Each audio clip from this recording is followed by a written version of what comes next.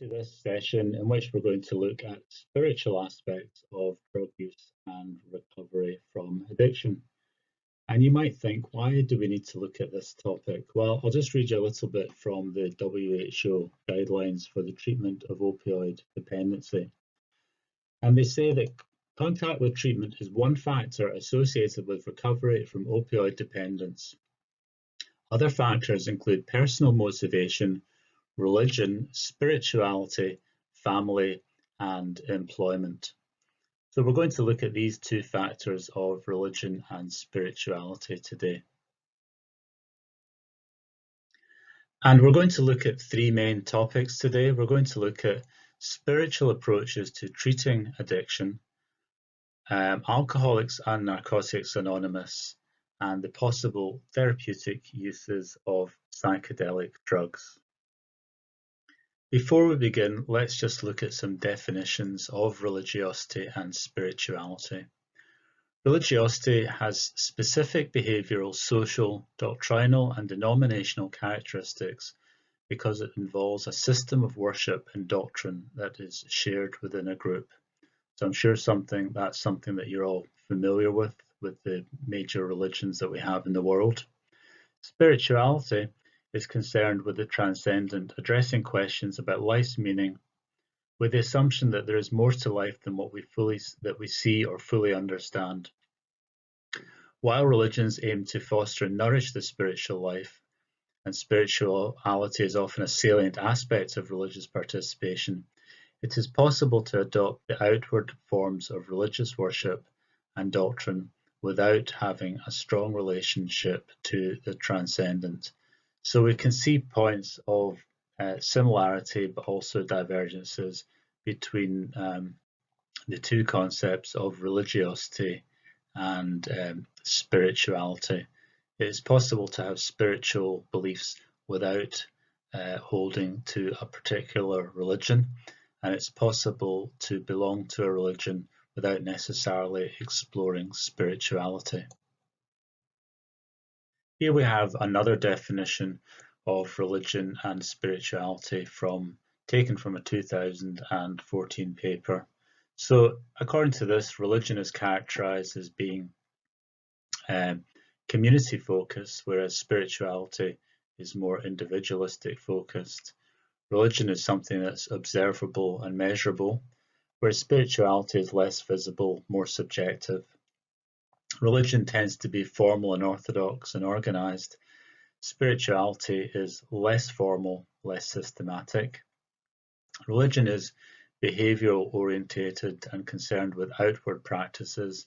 Spirituality is emotionally orientated and more inward looking. Religion tends to be authoritarian in terms of behavior, whereas spirituality is not authoritarian. Religion often has a doctrine separating good from evil, whereas spirituality is not doctrine orientated. So these may not apply all of the time, but these are some broad characteristics that allow us to think of the differences between religion and spirituality.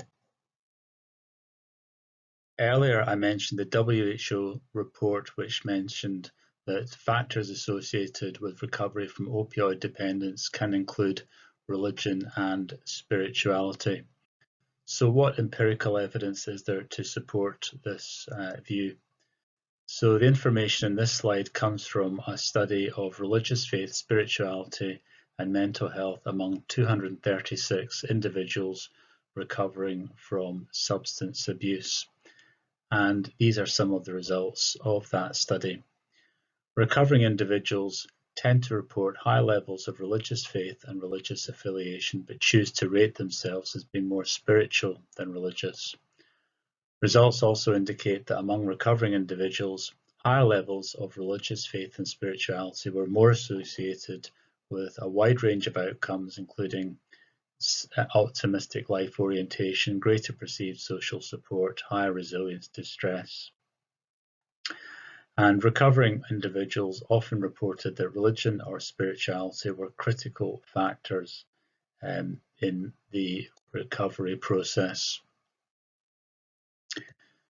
So this leads to the question, if religion and spirituality can act as protective factors, could they also be a means of treating addiction? And this is something that we will look at in later slides. For the time being, it's important to note that there definitely are a group of people for whom religion and spirituality are critical factors in the recovery process. Whether a key issue is whether being religious actually causes these positive outcomes. We know that it's associated, but in what could it be that being religious actually causes higher levels of resilience? So these are some of the issues associated with spirituality and addiction recovery. Despite these findings that we've just addressed about religion and spirituality, people who have reviewed the literature don't always acknowledge the role of religion and spirituality. For example, this report here says, despite the vast sums of money devoted to the treatment of drug and alcohol problems, the processes by which recovery from addiction occurs remain fairly unclear. Moreover, we know relatively little about the contribution of treatment interventions and processes in facilitating such recovery. And later on, however, we will look at programs such as Alcoholics Anonymous, which do in fact include elements of spirituality. This view that we don't know that much about the recovery process is also reflected in this paper by McIntosh and McKegney.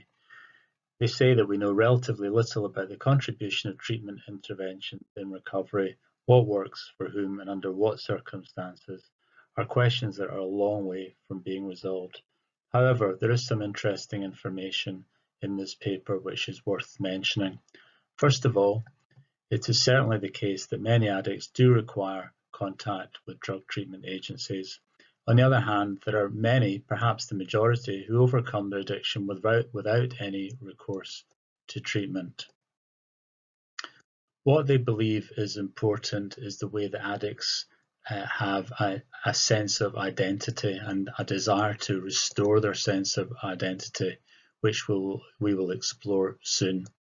They're not saying that this is a sufficient factor in itself, but perhaps one that's a necessary condition in order for recovery to take place. This idea of there having to be a cognitive shift or reappraisal is highlighted in this quote here. So this is a recovering addict talking, saying, that's the problem with drugs. You take them at the beginning and they make you feel great, you know nothing affects you, and then after a few months you're taking the same amount and they don't do anything for you. They just make you feel like an empty person. So the person here is reinterpreting their experience in a negative light, drawing a distinction between the synthetic confidence associated with the drug use at the beginning and the later confidence associated with their recovery. And this can be seen as an important part of the recovery process, the reconstruction of the self. Now, the authors of this paper do not draw on concepts of religion or spirituality as being an important part of the process, although as we will see, other people do claim that these are important processes. Although other authors have mentioned, as we've seen, that we don't know much about the processes associated with recovery, this 1983 paper in fact analyses the processes of recovery in some detail. And Waldorf mentions 7 possibilities. First of all, there's the treatment route, but in addition to treatment, there are 6 other possibilities which are considered. First of all, there are routes which I've labelled as being more gradual in nature. They're all similar really in some respects. They all involve a maturing out of addiction or just stopping using drugs as a result of aging. Then we have factors which are more to do with change in situation. Waldorf mentions the US soldiers returning from Vietnam being addicted to heroin in Vietnam, but this no longer being the case when they return to a different environment in America. And he also mentions religious conversion. Here I'm going to consider it more widely as a range of experiences ranging from existing faith through to suddenly having an epiphany whereby your whole life view changes quite rapidly. Let's return now and look at the evidence for spirituality and religion in relation to drug use. And we can see here that there are two distinct views. One, as encapsulated in this quote here, which says that among recovering individuals, higher levels of religious faith and spirituality are associated with positive outcomes. So in other words, we can see that having existing religion and faith may act as a protective mechanism and may help in the recovery processes. On the other hand, the relevance of spirituality in addiction treatment has been questioned by these authors here. So I think what we have here is a complex area. Religion and spirituality are obviously cover many aspects of life, and I think we need to make a distinction between already being religious or spiritual and introducing religion or spirituality as part of the treatment processes. And implicit in this is the question of whether people can actually be trained in spirituality, and we will return to this. This study by Davis explores the role of religion and spirituality in different types of treatment providers. First of all, they looked at the differences in terms of religious involvement in faith-based treatment providers versus secular treatment providers. And not surprisingly, those that were faith-based had much higher levels of religious practices and religious instruction. An interesting item was that there seems to be a difference in encouraging client conversations, 79% in the faith-based and 0% in the secular group. However, the authors don't explore this in more depth. When it comes to the role of religion, the authors made a distinction between religiously infused treatments and religiously informed treatments. So religiously informed treatments first. These introduce religious practice selectively. This group separates religious from non-religious programming, allows medically based intervention, and does not screen clients for religious beliefs. When asked where they gain their knowledge of substance abuse, respondents in this group cite scientific journals and conferences and so on. In contrast, the religiously infused programs regard faith as essential to recovery. This group promotes a cohesive set of religious worship, hires staff who share the same religious beliefs, and accepts clients who accept their religious teachings. When asked where they gain knowledge of substance abuse, respondents in this group cited the Bible. One director explained, "You can find freedom from your addiction based on what the Bible says." So in discussing these findings, the author says it is important to note that faith-based has many meanings. It describes organizational affiliation between a service provider and a religious movement. It may or may not translate to religious practices in service delivery. Alternatively, it may describe a program that fuses worship and aid. Developing a framework for analysis in this area is challenging because the interaction between faith, religion, spirituality, and recovering is a complex dynamic. This is especially true in substance abuse treatment, where studies show that adults who have stopped using drugs and alcohol often attribute their sobriety to a reawakened spiritual orientation. Spirituality has long been regarded as an important component of recovery from addiction. This article reports the findings of 2 controlled trials of spiritual direction as an adjunct to addiction treatment. In Study 1, 60 participants were randomly assigned to receive or not receive a 12-session manual-guided, spiritual-guided intervention during and after inpatient treatment for addiction to treatment as usual. In Study 2, two cohorts of 40 people each received treatment as usual with and without spiritual guidance during their inpatient stay. In both trials, contrary to prediction, spiritual guidance had no effect on spiritual practices or substance use outcomes at any follow-up point. At the first follow-up point in Study 1, only those randomly assigned to spiritual direction unexpectedly showed significantly less improvement on depression and anxiety relative to the treatment as usual groups. In the absence of any clinical trials prior to this, our prediction of improved outcomes with spiritual direction was based on the widely expressed view that spirituality is a key component of recovery from addiction. Particularly within the program of Alcoholics Anonymous, continual practice of spiritual disciplines such as prayer and meditation is recommended and regarded as important to maintain sobriety. But as already stated, contrary to prediction, these studies did not find a significant impact of spiritual guidance of substance misuse treatments. Substantial and parallel treatments and abstinence were found for patients receiving only treatment as usual and those given treatment as usual plus spiritual and guidance.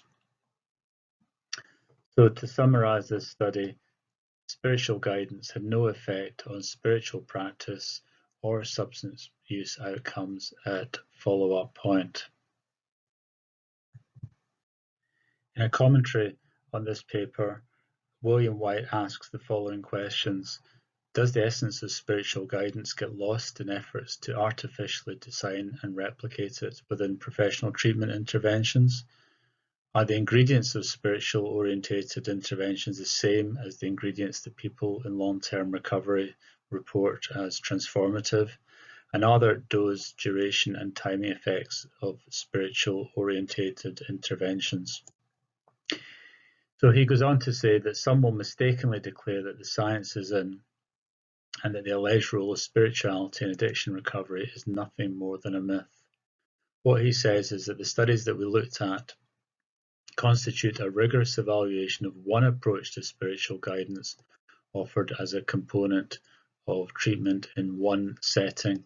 They do not constitute an evaluation of the role of spirituality in long-term addiction recovery.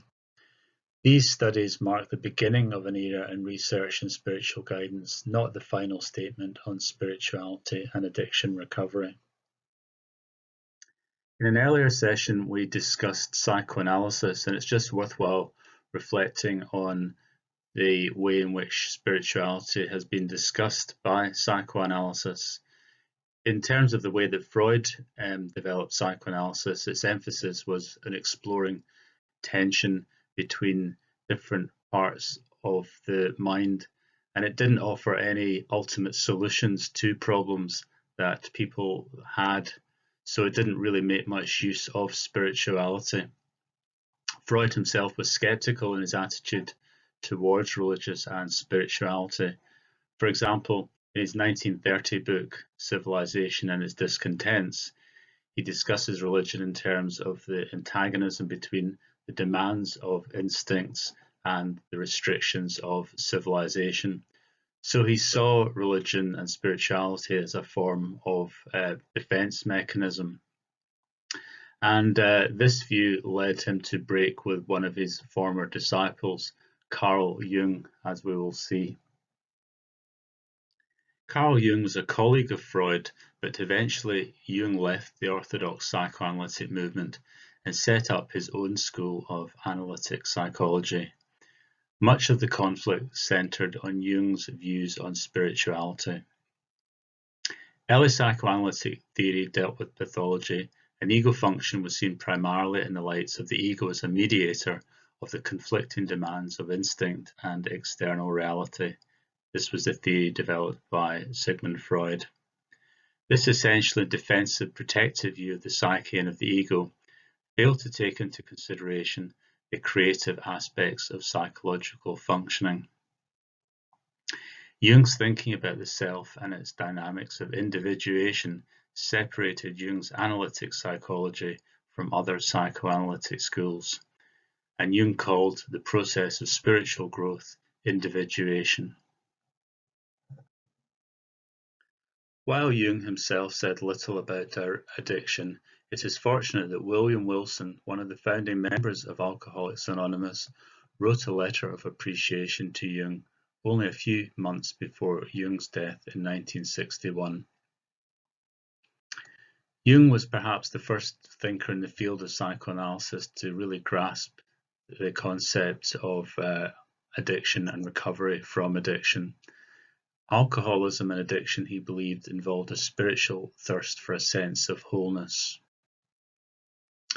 As we can see in this quote here, addiction is the equivalent on a low level of the spiritual thirst of our being for wholeness. Jung understood the psychological function of drugs in a different way from other psychoanalytic writers, not merely as changing mood, but actually changing what happens in the inner world. Chemical substances, he knew, worked at a deeper level of psychic functioning, blurring the boundaries in the inner world. He understood that only a radical conversion to something equally satisfying to an individual at a deep level can promote recovery. We'll just have a brief look at some of the concepts that Carl Jung developed. One was the word association test, which you may be familiar with. In the word association test, the test administrator says a word to the patient, then the patient must respond with the first word that comes to mind. Once the test is finished, they then interpret these words together. So this is a way Jung believed of exploring the unconscious. In terms of Jungian therapy, there are 4 stages: confession, elucidation, education, and transformation. In confession, the aim is to get the patient to the point where they can share with the therapist repressed emotions and secrets that are either the source of their presenting complaints or are currently maintaining these difficulties. The goal of the second stage is to clarify and elucidate the factors responsible for the patient's current difficulties. The third stage of Jung's model of assisted change is education. After gaining insight into the conflicts and complexes, patients need to be drawn out of themselves so that they contain a greater degree of adaptability to the external world. Transformation is the fourth and final stage of Jungian therapy. The primary goal of transformation is to assimilate conflicts from the conscious and the unconscious that are the root of the patient's difficulty. Here are some extracts from 2 of the tests that are associated with the works of Carl Jung. The first is the word association test, as we just talked about, and the other one is the Myers-Briggs type indicator. This wasn't developed by Jung himself, but drew on Jungian psychology, and it was really the forerunner of personality tests that we have today. While these are still used, both of them are subject to the criticisms that they lack reliability and validity by modern standards. The difference in their approach to spirituality is shown here in this exchange of letters. Jung writes to Freud, "There are strange and wondrous things in these lands of darkness. Please don't worry about my wanderings in these infinitudes. I shall return laden with rich booty for our knowledge of the human psyche." And Freud replies, although he's supportive with a slight warning as well, and also written in a more rational style. "I'm aware that you are drawn by innermost inclination to the study of the occult, and I'm sure that you will return home richly laden. I cannot argue with that. It is always right to go where your impulses lead. You will be accused of mysticism, but the reputation that you won with dementia, which was really a study of schizophrenia, will hold up for quite some time.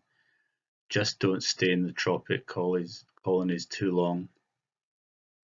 Later on, Jung was to be branded a mystic by Freud and his followers, which ultimately led to the split between Freud and Jung. Let's return now to the role of spirituality in treatment. And we're going to look at diary entries of patients in a therapeutic community that emphasize three concepts: chronicity, comprehensiveness, and acceptance. We'll return to these in a minute. Looking at the diary entries as a whole, there's emphasis on a loss of control over alcohol and drug use, or a loss of control over whole life. Again, this idea of the loss of control is something that we've looked at several times. And in recovery, a new self is shaped. Again, we've seen the concept of a new identity, a self able to live a normal life. And the key point here is that this new self is based on the disease concept of addiction. So this is one approach, very much based, as we will see later as well, on the views of Alcoholics Anonymous. Just going back to these three concepts, which again are key part of Alcoholics Anonymous and also this therapeutic approach here. Three concepts are chronicity, comprehensiveness, and acceptance. In terms of chronicity, the idea is that addiction is understood as a chronic illness, encapsulated by the phrase, once an addict, always an addict. Secondly, addiction is understood as a total disease, something that has an effect on almost everything that an addict does. And thirdly, the acceptance of the disease as a requisite for recovery. So this is perhaps the most controversial area, the idea that you have to accept that it's disease as a requisite for recovery. Let's look at some quotes from the people in this therapeutic community. First of all, I'm only in the beginning of my recovery process and I still have plenty to do for the rest of my life. I no longer think that I struggle with my disease, but instead I've come to appreciate my illness and now I'm learning to live with it. Another quote, it was a shock to me to realize in what kind of phony world I'd really been living and what kind of values I've lived by. Now it's totally different, real. So what we see here is that the drug-using life and its values are now defined as distorted. From all this, one must break away and a new self must be constructed, a self which is able to live a normal life. So these are parts of the 12-step recovery program in which there are just two possibilities. One must continue to live the junkie, the addiction life, or one must commit oneself to the rehabilitation program. And as we've seen, as part of this, there's an acceptance of the philosophy involving the chronic nature of disease in terms of addiction. Now, whether this is the only way to treat addiction is a question worth asking. So the quotes that we just looked at illustrate part of the 12-step approach to treating addiction. The 12-step approach is a particular approach for dealing with people who have all sorts of addiction problems. The core of the Narcotics Anonymous program is a series of 12 steps. Narcotics Anonymous is a non-religious fellowship, however, encourages each member to cultivate an individual understanding, religious or not, of a spiritual awakening. So this is part of the controversy that surrounds Narcotics Anonymous, whether or not it is a religious organization. In this slide, we will look at some of the 12 steps and think about what psychological principles are operating here. Do these steps lead to an increase in self-esteem and self-efficacy, which we've seen are important in terms of recovering from addiction? Do the steps deal with factors that led to the development and maintenance of addiction? Is it true to say that Narcotics Anonymous is not a religious concept? So let's look at some of the concepts. Step one, which we've seen before. We admit that we were powerless over our addiction, that our lives have become unmanageable. Step 2, we come to believe that a power greater than ourselves could restore us to sanity. Step 3, we make a decision to turn our will and our lives over to the care of God as we understand Him. And I'll just let you read through the other ones. Step 6, we're entirely ready to have God remove all these defects from our character. So you might think for yourself here about what these steps are involved. Gene Heyman discusses the effectiveness of Alcoholics Anonymous, and the way that he explains it is that irrespective of what Alcoholics Anonymous or Narcotics Anonymous think is doing, what it does is that permits one to use self-control techniques to manipulate the variables that control excessive drinking. For example, if one's goal is to control your alcohol intake, then he or she is encouraged to manipulate the environment that precedes drinking. Alcoholics Anonymous often accomplish this by providing new members with a mentor from whom they can seek counsel if they find themselves in the presence of stimuli for drinking.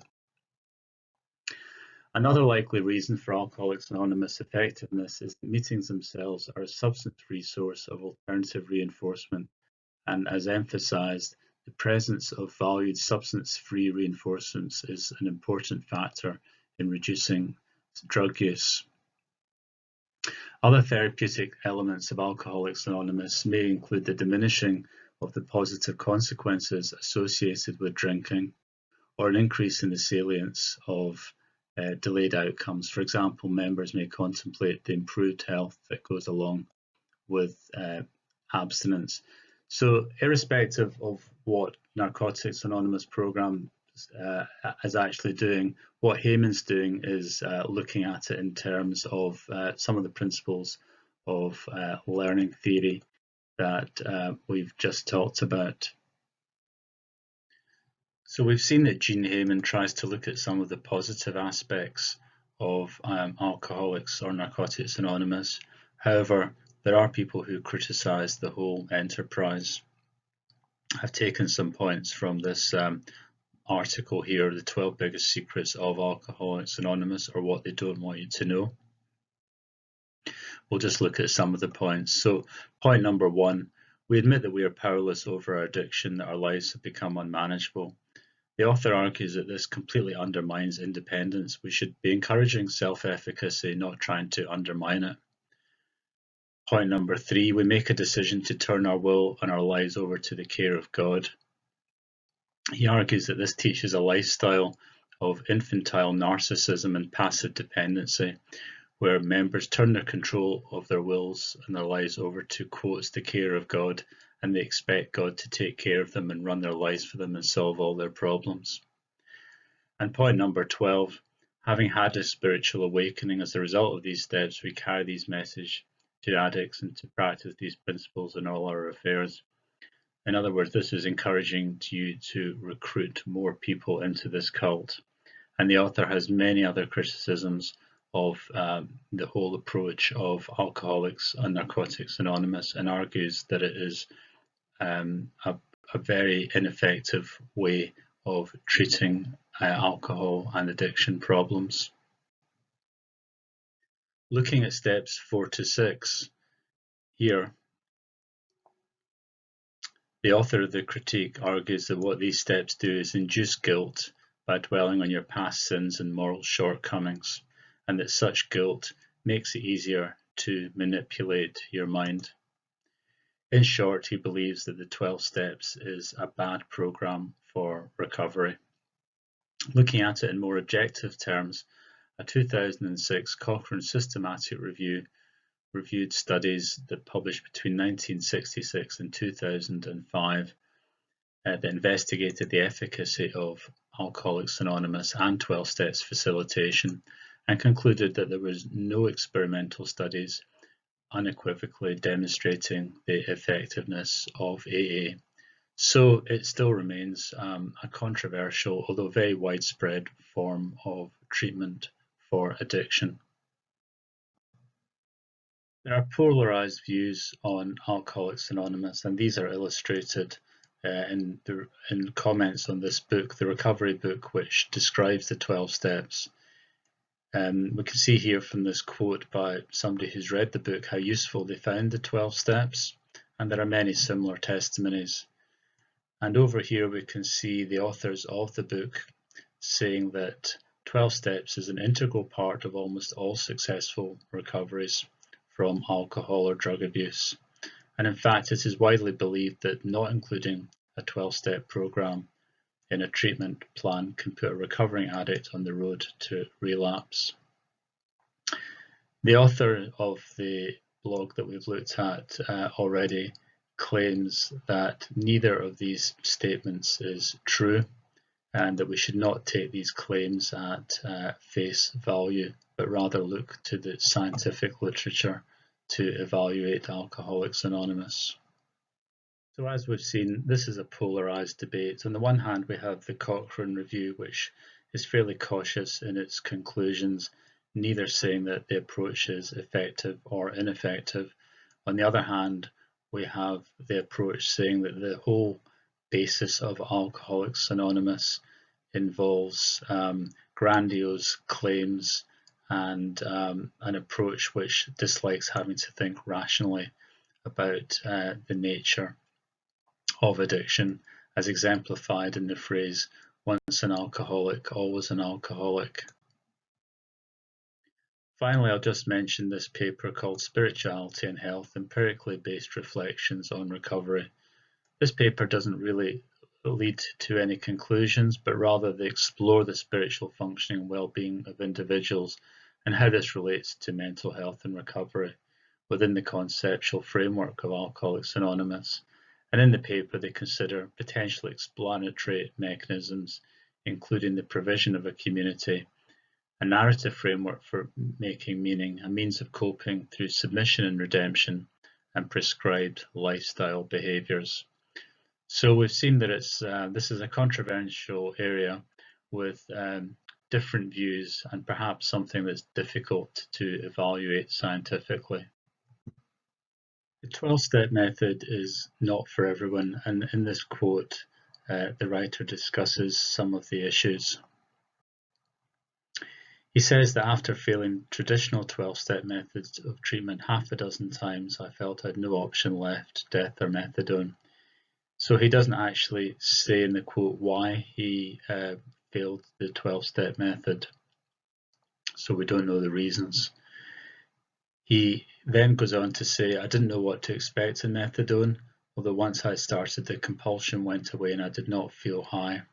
I just felt liberated instantly. It worked well for me. I think the methadone should only be used after one has failed many times at many other methods. One should educate oneself about the benefits and the drawbacks of methadones before ever submitting to a possible lifetime of drug maintenance.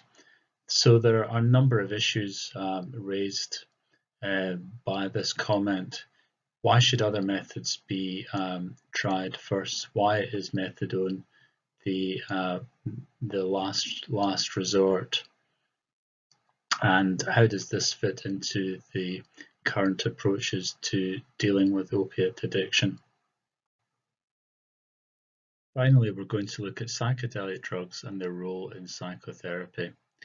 Psychedelics are a hallucinogenic class of psychoactive drug whose primary effect is to trigger non-ordinary states of consciousness and psychedelic experiences. Classic psychedelic drugs include mescaline, LSD, psilocybin, and DMT, dimethyltryptamine, which is a powerful hallucinogenic drug found in several plants. The psychedelic experience is often compared to non-ordinary forms of consciousness, such as those experienced in meditation, mystical experiences, and near-death experiences. The use of the term psychedelic emphasizes the ability of psychedelic drugs to explore exploration of the psyche, which is fundamental to most methods of psychotherapy. Many studies have found that the use of psychedelic drugs greatly facilitated the psychotherapeutic process and proved particularly useful for patients with problems that were otherwise difficult to treat. The English writer Alan Watts was one of the early people to discuss the role of psychedelic drugs, as exemplified in this quote here. While he believed they were useful, he did not believe that of themselves psychedelic drugs could provide spiritual experience. However, he certainly pointed out the role of psychedelic drugs in exploring spirituality. The role of psychedelic drugs in spirituality was explored in this famous experiment conducted in 1962. It involved the drug psilocybin, which is a naturally occurring drug produced by more than 200 species of fungus. The experiment is known as the Good Friday experiment because it was conducted on Good Friday in 1962 before services commenced in Boston University's Marsh Chapel. The experimenter Walter Pahnke administered small capsules to 20 divinity students. Half were given psilocybin and the rest were given a placebo, which caused facial flushes but nothing else. Thus began the most scientific experiment in literature designed to investigate the potential of psychedelic drugs to facilitate mystical experience. It was a double-blind study. Neither the students nor the ex-school teachers who administered the 147-part questionnaire after the experiment knew what had been given. Methodologically, the study was a randomized controlled matched group double-blind experiments using an active placebo. 10 sets of closely matched pairs were created using variables such as past religious experience, religious background, and general psychological makeup. On the morning of the experiment, a helper who did not participate further in the experiment and who did not know any of the subjects flipped a coin in order to determine which group would receive placebo or psilocybin. So as mentioned, psilocybin is a form of mushrooms that contains hallucinogenic properties, sometimes known as magic mushrooms. Psilocybin is classified in the UK as a Schedule I controlled substance. Hallucinogenic mushrooms have historically been used by several cultures during their religious rituals. Just a little bit on the study methodology. So people who participated in the study were interviewed immediately and a few months after the experiment using an extensive questionnaire that we will look at. The same people were also followed up 25 years later when they were available and asked about how they felt about the experiment. So looking at the original experiment, of the 10 who took the nicotinic acid, only one reported anything close to religious experience. Of the 10 who took the psilocybin, 9 reported having a mystical experience. And 25 years later, the average score for the categories of mystical experience had changed remarkably little for either the controls or the experimental group. Here we can see some of the key findings from the questionnaire. So the questions were divided into 8 categories as shown along here. For example, sense of unity, sense of transcendence of time and space. And here we see the experimental group who took the psilocybin, interviewed at 6 months and around about 25 years later. And here again we see the controls at 6 months and 25 years later. So first of all, we can see that if we compare the experimentals versus the controls, there was much higher levels of experiences in all these categories, an average of 60.8% compared to only 11% of the controls. In terms of overall positive experiences, it was 48% for the experimental group and 15% for the controls. Some negative findings, some negative changes, but not many. And if we look at the change over time, we can see that these feelings persisted for many, many years after the experiment. So these spiritual or mystical experience had a long-term effect on the participants in this study.